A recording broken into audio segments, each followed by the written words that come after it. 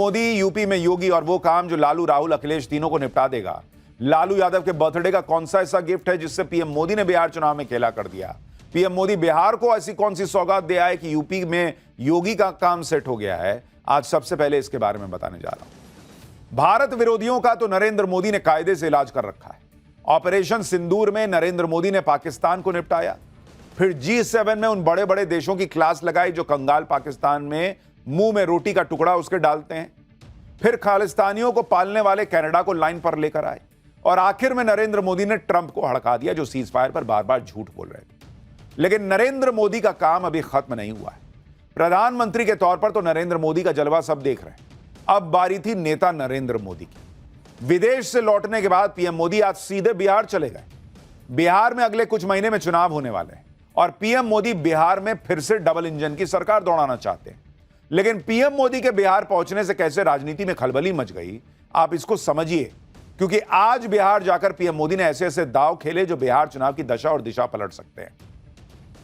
बिहार में पीएम मोदी ने 5,900 करोड़ रुपए की योजना का शिलान्यास और उद्घाटन कर दिया।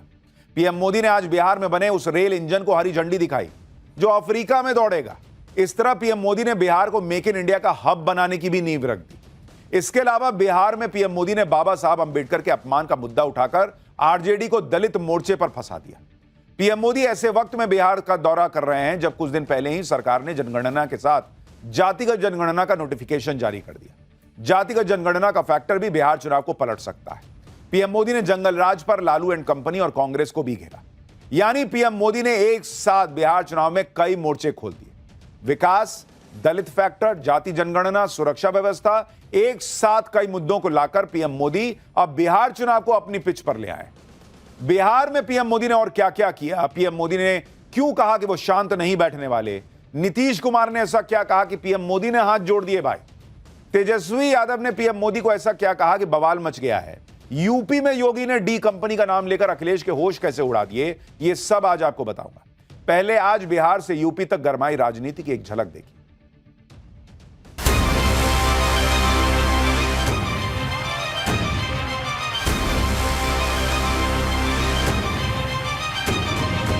शांत होकर के चुप रहने वाला मोदी नहीं है, अब बहुत हो गया।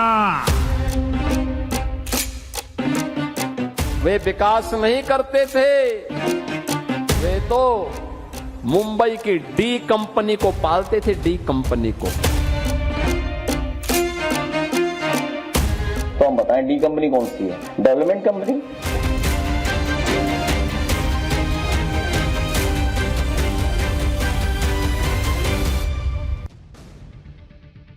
नरेंद्र मोदी के बिहार दौरे ने कैसे लालू तेजस्वी कैंप में हड़कंप मचा दिया, इसे आप इस तरह से समझिए कि नरेंद्र मोदी बिहार पहुंचे भी नहीं थे कि आरजेडी ने उनके खिलाफ माहौल बनाना शुरू कर दिया। सोशल मीडिया पर सुबह ही इन्होंने पोस्टर निकाल दिए। इसमें एक पोस्टर में लिखा है, तुम तो ठहरे गुजराती, साथ क्या निभाओगे, चुनाव होते ही बिहार को भूल जाओगे। इस पोस्टर के साथ आरजेडी ने यह भी लिखा कि बिहारी भाई लोग गुजराती से सतर्क, सचेत और सावधान।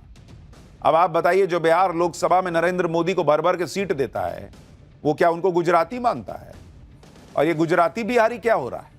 इस तरह की भाषा प्रधानमंत्री के लिए बताइए इस्तेमाल हो रही है। लेकिन आप इंडी गठबंधन से उम्मीद ही क्या कर सकते हैं? राहुल गांधी नरेंद्र सरेंडर कहते हैं तो तेजस्वी यादव भी राहुल गांधी से कम थोड़े हैं। वो प्रधानमंत्री को पॉकेट मार कहने लगे हैं। आप भाषा देखिए भाई, पॉकेट मार कह रहे हैं देश के प्रधानमंत्री को। आप सुनिए जरा तेजस्वी यादव को, पता नहीं लोगों की भाषा को क्या हो गया। प्रधानमंत्री जी आए तो बताएं मैं आ रहा हूं। बिहार वासियों, जुमलों की बारिश करूंगा और मेरा पॉलिटिकल रैली के लिए आप सबके पॉकेट मार करूंगा। यही ना कर रहे प्रधानमंत्री, और क्या कर रहे? बिहार के लोगों का पॉकेट नहीं ना मार रहे प्रधानमंत्री, और तो कुछ कर नहीं रहे। हम लोगों को पॉकेट मार प्रधानमंत्री और अचेत मुख्यमंत्री नहीं चाहिए। बताइए कैसी भाषा है? कह रहे हैं नरेंद्र मोदी पॉकेट मार रहे हैं बिहारियों का। मतलब क्या है? कोई नरेंद्र सरेंडर, कोई पॉकेट मार कह रहा है। लेकिन यही प्रधानमंत्री हैं जो ट्रंप को सामने से हड़का देते हैं। यही प्रधानमंत्री हैं जो ईरान में भयंकर बमबारी के बीच अपने लोगों को बचाकर लाते, इनको नहीं दिखता है। आज ही क्या खबर आई आपको बताता हूं। इजरायल से युद्ध के बीच ईरान ने भारत के प्रति विशेष भाव दिखाते हुए भारतीयों को सुरक्षित निकालने के लिए अपना एयर स्पेस खोल दिया। भाई ईरान ने भारत के लिए स्पेशली ईरान के मशहद से दिल्ली के लिए 3 फ्लाइट्स उड़ेंगी जो 1000 भारतीयों की सुरक्षित वापसी को सुनिश्चित करेगी। ये फ्लाइट्स आज रात और कल सुबह और दोपहर को दिल्ली के लिए रवाना होंगी। इससे पहले यूक्रेन युद्ध के दौरान भी भारतीयों को सुरक्षित निकालने के लिए कुछ देर के लिए युद्ध को रोका गया था और अब भारतीयों की सुरक्षित वापसी के लिए ईरान अपना एयर स्पेस खोल रहा है स्पेशली भारतीयों के लिए कि आप इनको लेके जाइए। और यहां क्या है, नरेंद्र सरेंडर, पॉकेटमार मोदी, यही सब भाषा चल रही है। यह भारत की कूटनीति की ताकत है और इसका क्रेडिट पीएम मोदी को ही जाता है। और यहां माहौल ये लोग बना रहे हैं कि पीएम मोदी तो कुछ कर ही नहीं पा रहे। यही नरेंद्र मोदी जिन्हें राहुल गांधी नरेंद्र सरेंडर बोल रहे हैं, जिन्हें तेजस्वी पॉकेटमार कह रहे हैं, आप देखिए वो प्रधानमंत्री आज की डेट में अमेरिका के राष्ट्रपति के सामने उनके मुंह पर उनके दावों को गलत साबित करते हैं। अमेरिकी राष्ट्रपति न्योता देता रह जाता है और पीएम मोदी मना कर देते हैं कि अभी नहीं आऊंगा, टाइम नहीं है मेरे पास। जबकि आज की डेट में कौन सा वर्ल्ड लीडर है जी जो अमेरिका के राष्ट्रपति का न्योता ठुकरा देगा? मुनीर जैसा फर्जी फील्ड मार्शल तो दौड़ा दौड़ा चला गया, यह भी नहीं देखा कि मैं मुसलमानों की बात करता हूं, ईरान के खिलाफ है अमेरिका, मैं किस मुंह से वहां खाना खाऊंगा। चला गया, बेइज्जती सहता हुआ चला गया। 5-6 दिन अमेरिका में इसलिए पड़ा रहा कि किसी तरह ट्रंप से मिल तो लूं। लेकिन यहां पीएम मोदी ने न सिर्फ ट्रंप के दावे झुठला दिए बल्कि उनके न्योते को भी दूर से नमस्कार कर दिया। सुनिए आज पीएम मोदी ने ट्रंप से फोन पर जो बातचीत हुई थी उसको लेकर पब्लिक के सामने क्या कहा। और अमेरिका के राष्ट्रपति ट्रंप ने मुझे फोन किया, उन्होंने कहा कब कनाडा तो आए ही हैं तो वॉशिंगटन होकर के जाइए, साथ में खाना खाएंगे, बातें करेंगे। उन्होंने बड़े आग्रह से निमंत्रण दिया।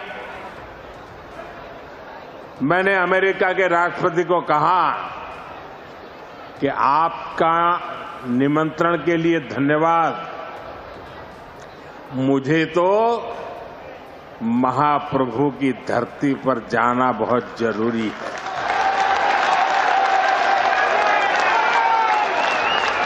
और इसलिए मैंने उनके निमंत्रण को नम्रतापूर्वक मना किया और आपका प्यार, महाप्रभु की भक्ति मुझे इस धरती पर खींच करके ले आई है।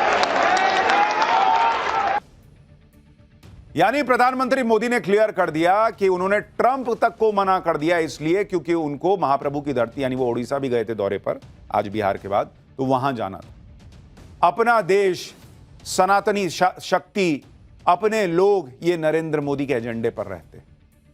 लेकिन बिहार में चुनाव है तो कांग्रेस आरजेडी सब भूले बैठी। पीएम मोदी पर तेजस्वी समेत पूरी आरजेडी इसलिए फायर है क्योंकि आज बिहार दौरे पर पीएम मोदी ने बिहार के लोगों को जंगल राज की याद दिला दी। पीएम मोदी ने कहा कि पंजा और लालटेन ने मिलकर बिहार को लूटा है। परिवारवाद के मुद्दे पर भी पीएम मोदी ने लालू और कांग्रेस को घेर लिया। सुनिए पीएम मोदी ने कैसे बैक टू बैक हमले किए बिहार पहुंचकर। बिहार में जंगल राज लाने वाले मौका देख रहे हैं कि किसी भी तरह फिर से अपने पुराने कारनामे करने का मौका ढूंढ रहे हैं। बिहार से आर्थिक संसाधनों पर कब्जा करें, इसके लिए वो तरह तरह के हथकंडे अपना रहे हैं। पंजे और लालटेन वालों ने मिलकर बिहार के स्वाभिमान को बहुत ठेस पहुंचाई। इन लोगों ने ऐसी लूट खसोट मचाई कि गरीबी बिहार का दुर्भाग्य बन गई। सबसे बड़े भुक्तभोगी कौन थे? इनमें से ज्यादातर साथी मेरे दलित समाज के, महादलित समाज के, पिछड़े समाज के, अति पिछड़े समाज के, यही मेरे भाई बहन इसके शिकार हुए थे। इन्हें गरीबी हटाने का सपना दिखाकर खुद कुछ परिवार करोड़पति अरबपति हो गए। एक तो जंगल राज पर पीएम मोदी ने तेजस्वी और राहुल को लपेट लिया, फिर तेजस्वी और राहुल को यह देखकर भी आग लग गई होगी क्योंकि नीतीश कुमार नरेंद्र मोदी की जबरदस्त तारीफ कर रहे थे। आज मंच पर नरेंद्र मोदी और नीतीश कुमार की जुगलबंदी भी दिख रही थी, बढ़िया केमिस्ट्री दिख रही थी। तेजस्वी और राहुल तो सोच रहे थे कि चुनाव से पहले नीतीश कुमार मोदी के साथ कोई खेल कर देंगे। ऊपर से नीतीश कुमार की तबीयत ठीक नहीं है, तेजस्वी बार बार कहते हैं कि वो अचेत हो गए।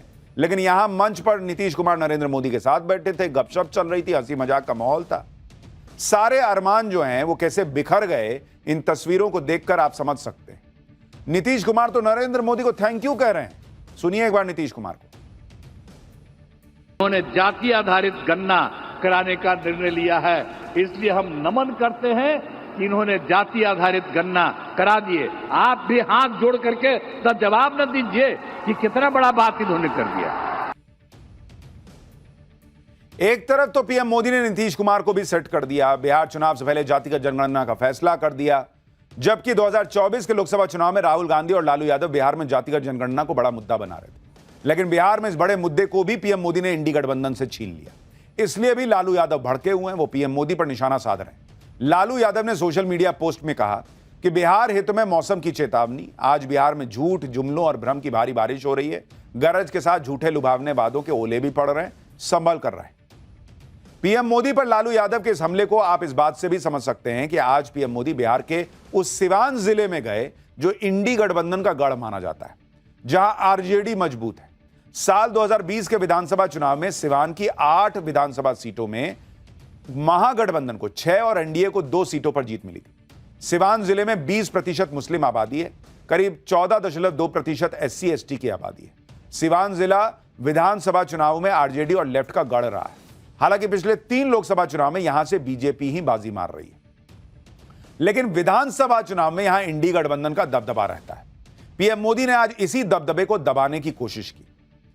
नरेंद्र मोदी ने आज लालू यादव और राहुल गांधी के साथ सबसे बड़ा खेल भी कर दिया। बिहार में पीएम मोदी ने अंबेडकर के अपमान का मुद्दा उठा दिया और इसी से लालू और राहुल की टेंशन भी बढ़ गई, क्योंकि बिहार में लालू यादव और राहुल गांधी की नजर दलित वोट बैंक पर है।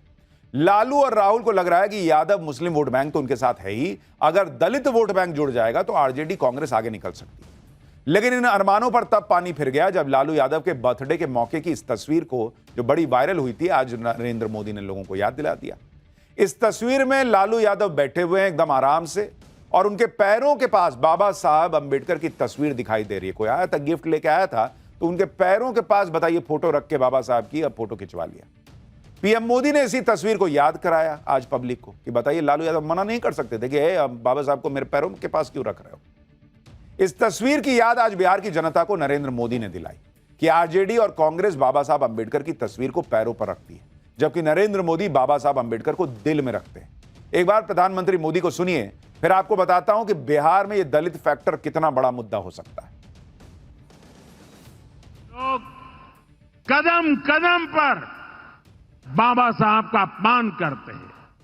अभी पूरे देश ने देखा है कि आरजेडी वालों ने बाबा साहब की तस्वीर के साथ क्या व्यवहार किया, क्योंकि इन लोगों के मन में दलित, महादलित, पिछड़े, अति पिछड़े के प्रति कोई सम्मान नहीं है। आरजेडी और कांग्रेस बाबा साहब आंबेडकर की तस्वीर को पैरों में रखती है, जबकि मोदी बाबा साहब आंबेडकर को अपने दिल में रखता है। बाबा साहब का अपमान करके लोग खुद को बाबा साहब से भी बड़ा दिखाना चाहते हैं। बिहार के लोग बाबा साहब का यह अपमान कभी नहीं भूलेंगे। प्रधानमंत्री मोदी के इस हमले से लालू यादव और तेजस्वी बहुत भड़क गए, क्योंकि बिहार में दलित वोटों की इधर उधर की थोड़ी भी शिफ्टिंग पूरा चुनाव पलट देती है, और बिहार में एनडीए और इंडी गठबंधन के बीच दलित वोटों के लिए कांटे की टक्कर भी दिखती है। अगर आप बिहार में देखेंगे कि दलित वोट का क्या इंपैक्ट रहता है, जरा आपको उसको समझाता हूं, तो आप समझ जाएंगे कि बाबा साहब अंबेडकर की फोटो का अपमान का मुद्दा कितना बड़ा हो सकता है।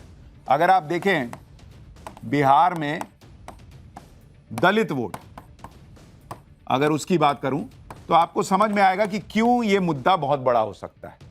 जो आबादी है दलितों की, वो करीब करीब 20% के आसपास है, 20%। और दलित वोट बैंक कितनी सीट पर निर्णायक है? कितनी सीट पर निर्णायक है दलित वोट? ऑलमोस्ट बिहार में 100 सीट ऐसी है जहां दलित वोट तय करता है कि कौन जीतेगा। तो इसलिए आरजेडी और कांग्रेस दोनों को दिख रहा है कि एक वायरल वीडियो भी उनके लिए नुकसानदेह साबित हो सकता है। 2020 में जो एससी की रिजर्व सीट थी, अगर आप देखिएगा 2020 में एससी सीट देखिएगा वहां पर क्या हुआ, तो जो शेड्यूल कास्ट के लिए रिजर्व सीट है, कुल सीट कितनी है? वो है 38। और इसमें अगर आप देखेंगे तो एनडीए को 21 सीट आई थी, 21, और महागठबंधन जो है, महागठबंधन को 17 सीट आई थी, 17। आप देखिए कि एससी रिजर्व सीटों पर एनडीए और इंडी गठबंधन के बीच ज्यादा अंतर नहीं है। साल 2020 के विधानसभा चुनाव में किस गठबंधन को कितने दलित वोट मिले थे, वो भी सीएसडीएस के सर्वे के मुताबिक एससी वर्ग के वोट रविदास जो है इंडी गठबंधन को 34% और एनडीए को 27% मिले थे। पासवान वो वोट भी अगर आप देखिएगा इंडी गठबंधन को 22% और एनडीए को 17% मिला था। और मुसहर इंडी गठबंधन को 24% लेकिन एनडीए को 65%। अन्य एससी वर्ग जो है इंडी गठबंधन के खाते में 24% वोट गया था, एनडीए को 30%।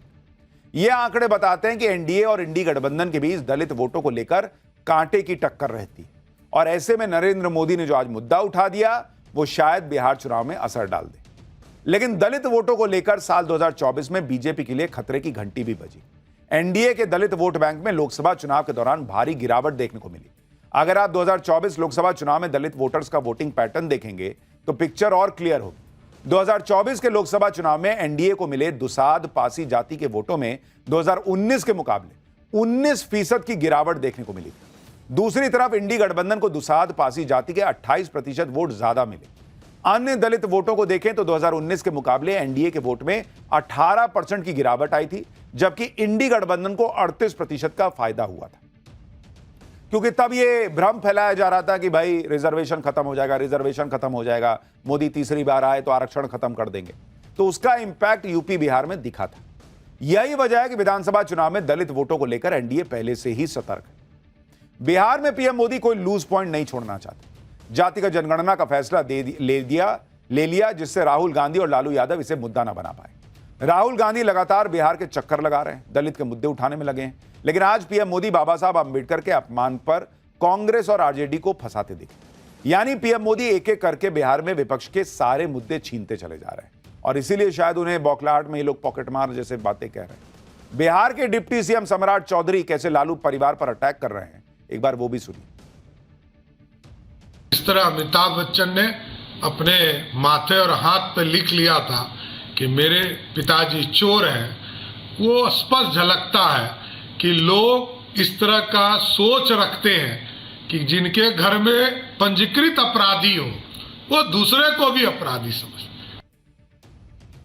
नरेंद्र मोदी इसलिए भी लालू और राहुल के निशाने पर हैं क्योंकि बिहार में ऐसे ऐसे काम नरेंद्र मोदी ने करके दिखा दिए जो पहले कभी नहीं हुए। पीएम मोदी ने आज अपने बिहार दौरे पर उस पहले रेल इंजन को भी हरी झंडी दिखाई जो अब विदेश में धूम मचाएगा।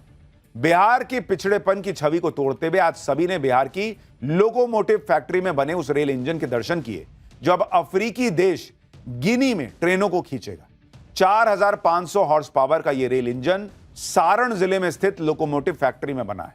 पीएम मोदी ने इस रेल इंजन का जिक्र करते हुए बिहार को मेक इन इंडिया का बड़ा सेंटर बनाने की बात कही। पीएम मोदी ने कहा कि उन्होंने बिहार के लिए बहुत कुछ किया है, लेकिन वो अभी शांत नहीं बैठने वाले, वो बिहार के लिए आगे बहुत कुछ करने वाले हैं। एक बार ये वादा भी सुनिए पीएम मोदी का, फिर आपको बताता हूं वंदे भारत को लेकर क्या खबर आई। हमने भले बहुत कुछ किया हो, करते रहे हैं, करते रहेंगे, लेकिन इतने से शांत होकर के चुप रहने वाला मोदी नहीं है। अब बहुत हो गया, बहुत कर लिया जी नहीं, मुझे तो बिहार के लिए और भी बहुत कुछ करना है।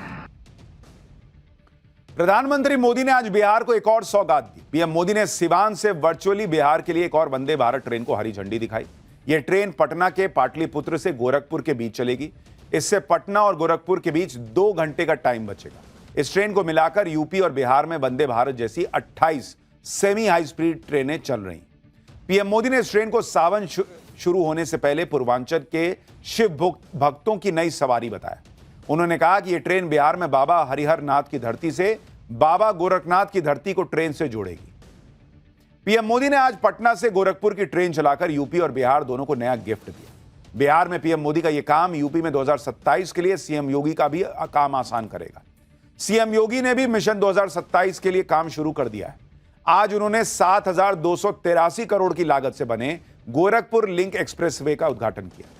91 किलोमीटर लंबा यह एक्सप्रेसवे गोरखपुर को आजमगढ़ समेत कई जिलों से जोड़ देगा। इस एक्सप्रेसवे के चालू हो जाने से गोरखपुर, आजमगढ़, लखनऊ और प्रयागराज की यात्रा अब और आसान हो जाएगी। अब गोरखपुर से लखनऊ की दूरी मात्र 3.5 घंटे में पूरी की जा सकेगी। राज्य में 7 एक्सप्रेसवे हैं। योगी सरकार के मुताबिक इसमें से 5 एक्सप्रेसवे योगी सरकार के 8 साल के कार्यकाल में बने। पूरे देश में 2900 किलोमीटर का एक्सप्रेसवे का नेटवर्क है, जिसमें से 1200 किलोमीटर सिर्फ यूपी में है और इसी में जल्दी ही गंगा एक्सप्रेसवे भी जुड़ने वाला है। गोरखपुर एक्सप्रेसवे के उद्घाटन के मौके पर आज सीएम योगी ने अखिलेश यादव की पार्टी को लपेट दिया। सीएम योगी ने डी कंपनी और अखिलेश यादव की पार्टी का कनेक्शन जोड़ दिया। एक बार उनको सुनिए, फिर बताता हूं अखिलेश यादव क्या बता रहे हैं इस पर। विकास का कोई विकल्प नहीं हो सकता। जो ये लोग जाति के नाम पर बांटने वाले लोग हैं, ये वही लोग हैं जिनको सत्ता मिली थी, जाति के नाम पर तो बांटते थे, लेकिन जब सत्ता में आते थे तो सत्ता में आने पर तब ये लोग अपने परिवार की बात करते थे। वे विकास नहीं करते थे, वे तो मुंबई की डी कंपनी को पालते थे। डी कंपनी को, दाऊद गिरोह को पालते थे, पार्टनरशिप करते थे, उनके साथ मिलकर के बंदर बांट करते थे, सुरक्षा में सेंध लगाते थे। सीएम योगी ने डी कंपनी वाली बात छेड़ी तो जवाब भी आया। समाजवादी पार्टी के सुप्रीमो अखिलेश यादव ने पहले तो डी कंपनी को एक्सप्लेन करने के लिए कहा, फिर इसे डी मतलब डेवलप कंपनी बताया। अखिलेश यादव का जवाब भी सुनिए। ऐसा है, डी कंपनी को एक्सप्लेन कर दो तो हम बताएं डी कंपनी कौन सी है? Development company? भाई आप डी कंपनी किसको बोल रहे हैं? नहीं, जैसे हम ये जानना चाहें, मान लो आपसे नहीं, मतलब मुख्यमंत्री जी से, आपके माध्यम से क्योंकि आपने मुख्यमंत्री जी की सवाल पूछा है कि डी कंपनी कौन होती है? डी कंपनी किसने रोका? डी कंपनी के लिए अगर वो प्रैक्टिस करके करेंगे योग तो योग होगा, वरना तो आपने पिछला वीडियो देख ही लिया है। यानी बिहार से लेकर यूपी तक में हलचल तो मची हुई। अब चुनाव में असली भगवान जो होता है वो तो वोटर होता है, वो किधर आशीर्वाद बरसाएगा ये तो भगवान ही जाने। लेकिन जब भगवान की बात हो रही है तो अगला चैप्टर आपको देखना चाहिए, कैसे सालों बाद मान सरोवर की यात्रा शुरू हुई है और पीएम मोदी का वो काम कि चीन भी वेलकम करने लग गया है। कैलाश मानसरोवर की वो रहस्यमयी दुनिया का चैप्टर खोल रहा हूं जो हर सनातनी का सीना गर्व से चौड़ा कर देगा। और साथ ही बंगाल में भगवान जगन्नाथ के प्रसाद पर ममता बनर्जी ने ऐसा क्या किया कि बीजेपी ने मोर्चा खोल दिया, ये भी दिखाऊं। नरेंद्र मोदी की लीडरशिप में भारत की ताकत आप देखिए कि जो कनाडा इतने सालों से खालिस्तानियों को पाल रहा था, वो नरेंद्र मोदी के एक कनाडा दौरे से लाइन पर आ गया। और जो चीन पिछले 5 साल से कैलाश मानसरोवर की यात्रा नहीं होने दे रहा था, आज वो वेलकम करने में लगा हुआ है। आज 5 साल बाद कैलाश मानसरोवर की यात्रा एक बार फिर से शुरू हो गई। कैलाश मानसरोवर का इलाका चीन के कब्जे में आता है, इसलिए जब नरेंद्र मोदी चीन से बॉर्डर पर भिड़ गए थे तो दादागिरी दिखाने के लिए चीन ने कैलाश मानसरोवर की यात्रा रोक दी थी। लेकिन चीन की सारी अकड़ नरेंद्र मोदी ने पिछले 5 साल में निकाल दी। चीन को लग गया कि भारत से सीधे भिड़ना ठीक नहीं है, इसलिए वो भारत से डायरेक्ट कोई पंगा नहीं ले रहा, बल्कि भारत के साथ चलने की बातें कर रहा है। अब चीन पर तो भरोसा नहीं कर सकते, लेकिन नरेंद्र मोदी ने इस बीच चीन से एक बड़ा काम करवा लिया। सनातन की परम आस्था का केंद्र कैलाश मानसरोवर जहां साक्षात देवों के देव महादेव विराजते हैं, उनके दर्शन के लिए अब नरेंद्र मोदी ने फिर से तीर्थ यात्रा शुरू करवा दी। आज पाठशाला में बताऊंगा कि पीएम मोदी ने ऐसा क्या जादू किया कि कैलाश मानसरोवर यात्रा में अड़ंगा डालने वाला चीन इस यात्रा के लिए भारतीय श्रद्धालुओं का स्वागत करने को तैयार हो गया। साथ ही कैलाश मानसरोवर यात्रा की मान्यता, उसको लेकर जो रहस्य हैं, उसको लेकर जो बातें हैं, इसकी एक एक डिटेल बताऊंगा। और पश्चिम बंगाल में भगवान जगन्नाथ जी के प्रसाद पर मचे बवाल की भी बात होगी। कैलाश मानसरोवर यात्रा पर जाने वाले तीर्थयात्रियों के लिए आज बड़ी खुशखबरी है। आज सिक्किम के नाथुला पास से सिक्किम के राज्यपाल ने यात्रा के पहले जत्थे को हरी झंडी दिखाकर रवाना किया। पहले जत्थे में 36 श्रद्धालु आज कैलाश मानसरोवर यात्रा के लिए रवाना हुए। नाथुला पास को क्रॉस करने के बाद ये श्रद्धालु चीन की सुरक्षा में कैलाश मानसरोवर तक पहुंचेंगे। 5 साल के लंबे इंतजार के बाद कैलाश मानसरोवर यात्रा शुरू होने पर श्रद्धालु भी बहुत खुश थे। मोदी सरकार पिछले काफी समय से कैलाश मानसरोवर यात्रा को जल्द से जल्द शुरू करवाने में लगी हुई थी और इसके लिए पीएम मोदी ने क्या पहल की, इसके बारे में तो आगे बताऊंगा। लेकिन पहले यात्रा के पहले जत्थे को रवाना करने वाले सिक्किम के राज्यपाल को एक बार सुनिए। ये सौभाग्य है कि 5 वर्षों के बाद ऐसी पवित्र यात्रा का प्रथम टीम में आपको जाने का और हमको आपको रवाना करने का सौभाग्य प्राप्त हुआ। कैलाश मानसरोवर यात्रा का फिर से शुरू होना पीएम मोदी की सनातनियों को बड़ी सौगात है, क्योंकि सनातन मान्यताओं के मुताबिक कैलाश मानसरोवर की यात्रा को बहुत पवित्र माना जाता है। इसका बहुत महत्व है। इस पर्वत को भगवान शंकर का निवास स्थान माना जाता है, यानी साक्षात शिव यहां विराजमान है। आज आपको कैलाश पर्वत की मान्यताओं और वैज्ञानिक प्रमाणों के बारे में भी बता देता हूं, ताकि आप समझ सकें कि आखिर क्यों भारतीय सनातन परंपरा के लोग इतनी मुश्किल यात्रा करने जाते हैं। कैलाश मानसरोवर के बारे में शिव पुराण, स्कंद पुराण, मत्स्य पुराण के में कैलाश खंड नाम से अलग से अध्याय है, जहां इस यात्रा की महिमा का गुणगान किया गया है। मान्यता है कि कैलाश पर्वत के ऊपर स्वर्ग और नीचे मृत्यु लोक है। इसके अलावा धरती के एक तरफ उत्तरी ध्रुव है, दूसरी तरफ दक्षिणी ध्रुव है और इन दोनों के बीचों बीच स्थित हिमालय और हिमालय का केंद्र है कैलाश पर्वत। कैलाश पर्वत पर ऐसा भी केंद्र है जिसे एक्सिस मुंडी कहा जाता है। एक्सिस मुंडी मतलब दुनिया की नाभि यानी केंद्र इसे माना जाता है। रूस की एक रिसर्च के मुताबिक एक्सिस मुंडी वो स्थान है जहां अलौकिक शक्ति का प्रवाह होता है और आप उन शक्तियों को महसूस कर सकते हैं। इसके अलावा इस विशाल कैलाश पर्वत के शिखर पर कोई नहीं चढ़ सकता। हालांकि ऐसा कहा जाता है कि 11वीं सदी में एक तिब्बती बौद्ध योगी मिलारेपा ने इस पर चढ़ाई की थी, लेकिन इसके बारे में ज्यादा प्रमाण नहीं मिलते। इस पर्वत पर 2 सरोवर हैं। इनमें पहला है मानसरोवर, जो दुनिया की शुद्ध पानी की झीलों में से एक है, जबकि दूसरे सरोवर को राक्षस झील कहा जाता है। यह खारे पानी की झील है। हैरानी की बात यह है कि बर्फीले पहाड़ पर खारे पानी की झील कहां से आई, इसकी जानकारी किसी के पास नहीं। ये दोनों झीलें पॉजिटिव और नेगेटिव एनर्जी का सोर्स मानी जाती हैं। अगर आप कैलाश पर्वत या मानसरोवर झील के इलाके में जाएंगे तो यहां आपको लगातार कहा जाता है कि एक आवाज सी सुनाई देगी, जैसा कि कहीं आसपास में एरोप्लेन उड़ रहा हो, ऐसा लोगों को लगता है। लेकिन ध्यान से सुनने पर कई लोग दावा करते हैं कि यह डमरू या ओम की ध्वनि जैसा महसूस होता है। कहते हैं धर्म और आस्था सबसे ऊपर होती है और यही कारण है कि अमरनाथ और केदारनाथ से भी कठिन यात्रा होने के बावजूद